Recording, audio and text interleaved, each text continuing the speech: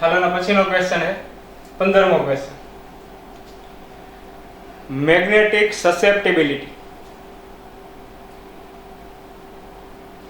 એની સમજૂતી આપો. તે પરથી B બરાબર મ્યુ H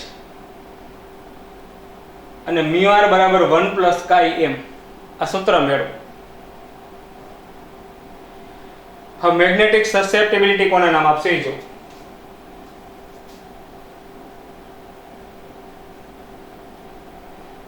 કેપિટલ M એટલે IB અથવા તો M ના છેદમાં V અને H એટલે સ્મોલ I અથવા તો IF ના છેદમાં I. અમાન લો કે પદાર્થ આ સોલેનોઇડ એની અંદર મ્યુકસ, આમાંથી જે પ્રવાહ પસાર થાય IF એટલે H અને ચુંબકીય ક્ષેત્ર જે ઉત્પન્ન થતું હતું B0 અથવા તો B, બેયનું પરિણામી કહું તો B, ખાલી સોલેનોઇડનું કહું તો B0 હતું. તો અંદરના ભાગમાં ચુંબકીય ડાયપોલ મોમેન્ટ પહેલા કેટલી હતી જો એ સમજાવ. આ પદાર્થ હતો, એમાં બધાય પરમાણુની ચુંબકીય ડાયપોલ મોમેન્ટ અસ્તવ્યસ્ત હતી. એટલે માની લો કે IF એટલે કે H આ 0, પ્રવાહ પસાર ન કરો તો અહીં ચુંબકીય ક્ષેત્ર 0. તો ચુંબકીય ડાયપોલ મોમેન્ટ કે ક્ષેત્રની દિશામાં ગોઠવા નહીં તો ચુંબકીય ડાયપોલ મોમેન્ટ 0 અને આ 0 હોય તો કેપિટલ M કેટલું થાય 0. માની લો કે પ્રવાહ પસાર કરો તો ચુંબકીય ક્ષેત્ર ઉત્પન્ન થાય, તો બધી ડાયપોલ ક્ષેત્રની દિશામાં જાય તો I કંઈક મળે અને M મળે તો મને કેપિટલ M મળે. તો એનો મતલબ એમ કે H ની કિંમત વધારો ને તો M ની કિંમત વધે. બરાબર. આ બે પ્રશ્ન જે આગળના મેં તમને કરાવ્યા એ જ પ્રશ્નનો ઉપયોગ કરી અને થોડીક સમજૂતી મેળવવાનો પ્રયત્ન કરું એમાંથી તો આવું જોવા મળશે કે જેમ જેમ આમાંથી પ્રવાહ તમે પસાર કરશો એ વધારતા જાઓ એટલે કે IF અથવા H નું મૂલ્ય વધારશો, ચુંબકીય ક્ષેત્ર વધતું જાય એટલે બધી ડાયપોલ ક્ષેત્રની દિશામાં જાય એટલે ચુંબકીય ડાયપોલ મોમેન્ટ વધશે એટલે મેગ્નેટાઇઝેશનની તીવ્રતા કેપિટલ M વધશે. એટલે એનો મતલબ એમ કે M અને H એકબીજાના સમપ્રમાણમાં હોય. આ વધારો તો આ વધશે. તો સમપ્રમાણતાની નિશાની દૂર કરું, જમણી બાજુએ અચળાંક છે કાઈ M આ ઉમેરીશ. આને નામ આપ્યું છે મેગ્નેટિક સસેપ્ટિબિલિટી. બરાબર. મેગ્નેટિક સસેપ્ટિબિલિટીની સમજૂતી થઈ તો આવું લખી આપું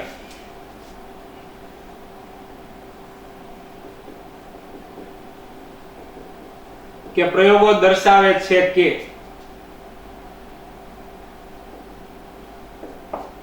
મેગ્નેટાઇઝેશનની તીવ્રતા કેપિટલ M એ ચુંબકીય તીવ્રતા કેપિટલ H એના સમપ્રમાણમાં હોય છે.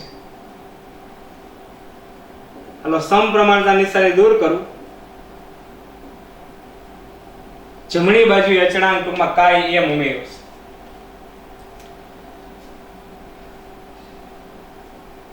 લખેલું અહીં સમપ્રમાણતા અચળાંક કાઈ M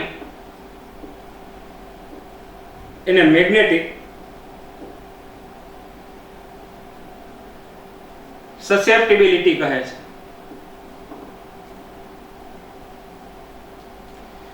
બીજોમાં જો પરિમાણ રહિત ભૌતિક રાશિ આ કાઈ M હે, M ના છેદમાં H, M એટલે સ્મોલ IB, H એટલે સ્મોલ IF.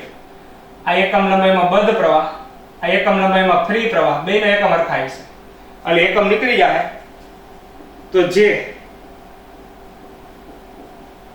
પરિમાણ રહિત ભૌતિક રાશિ છે એકમ જ નહીં અને તે દ્રવ્યની જાત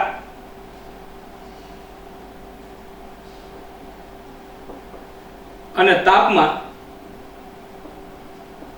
પર આધારિત છે. કા દ્રવ્ય બદલાવો કા તાપમાન બદલાવો તો મેગ્નેટિક સસેપ્ટિબિલિટી બદલે. જો ખબર કેમ પડશે? આ માની લઉં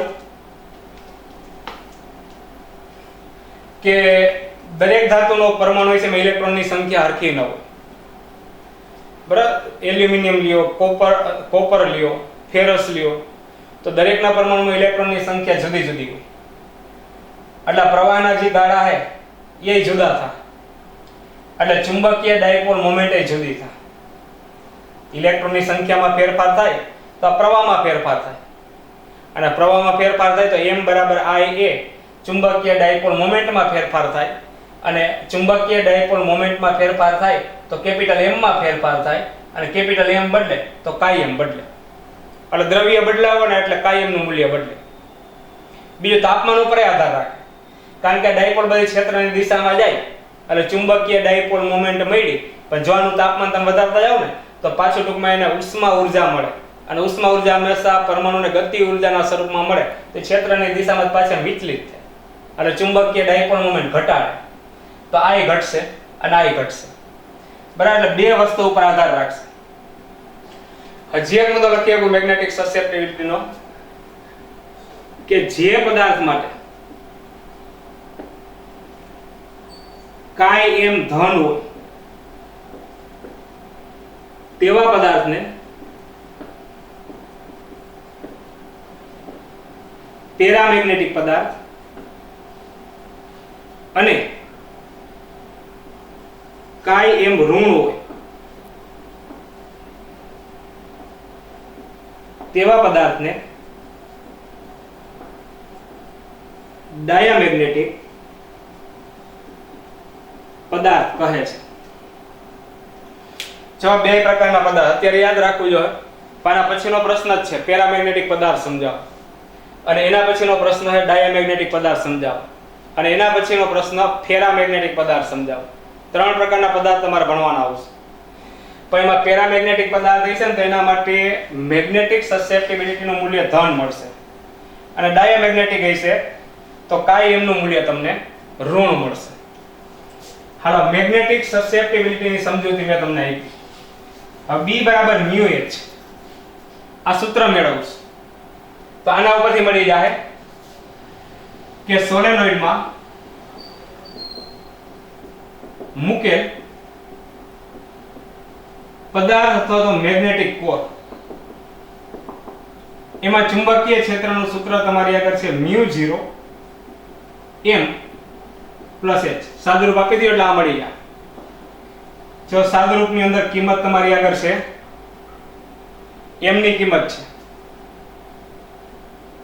છે chi m + h, sorry m ની કિંમત છે chi m h અને +h. હાલો, h એમાંથી સામાન્ય એટલે અહીં 1 વધ્યું, chi m વધ્યું અને h વધ્યું. બીજા દ્રવ્યની જાત ઉપર આધારિત છે, માધ્યમ ઉપર આધારિત છે. આ chi m છેદ માધ્યમ ઉપર આધારિત, તો આખી કિંમત માધ્યમ ઉપર આધાર રાખે તો આને માધ્યમની પરમિએબિલિટી નામ આપ્યું. એટલે માધ્યમની પરમિએબિલિટી એટલે μ. નીચે લખી નાખું μ = કોની જગ્યાએ મૂક્યું તો કે μ0 1 + chi m એને માધ્યમની પરમિએબિલિટી કહે છે. હવે બીજું સૂત્ર એમાં સાપેક્ષ પરમિએબિલિટી. તો એ તો ડાયરેક્ટ મળી જાય એમ છે, આના ઉપર ધ્યાન મળી જ ગયેલું. સાપેક્ષ પરમિએબિલિટી આ μr સૂત્ર તમારી આગળ માધ્યમની પરમિએબિલિટી અને છેદમાં શૂન્ય અવકાશની પરમિએબિલિટી. μ ના છેદમાં μ0 અહીંથી મેળવી લ્યો. કેટલું આવશે? 1 + chi m. આ બીજું સૂત્ર.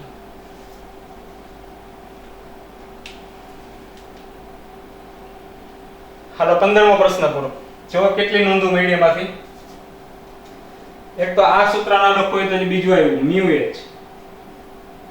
પછી મેગ્નેટિક સસેપ્ટિબિલિટી નું સૂત્ર આવ્યું m ના છેદમાં h chi m. બરાબર એમના છેદમાં h મેગ્નેટિક સસેપ્ટિબિલિટી રેડી આ સૂત્ર એક આવી ગયું પછી આ આવી ગયું છેલ્લું કયું સૂત્ર સાપેક્ષ પરમિએબિલિટી મ્યુ r મ્યુ ના છેદમાં મ્યુ 0 અથવા 1 પ્લસ કાઈ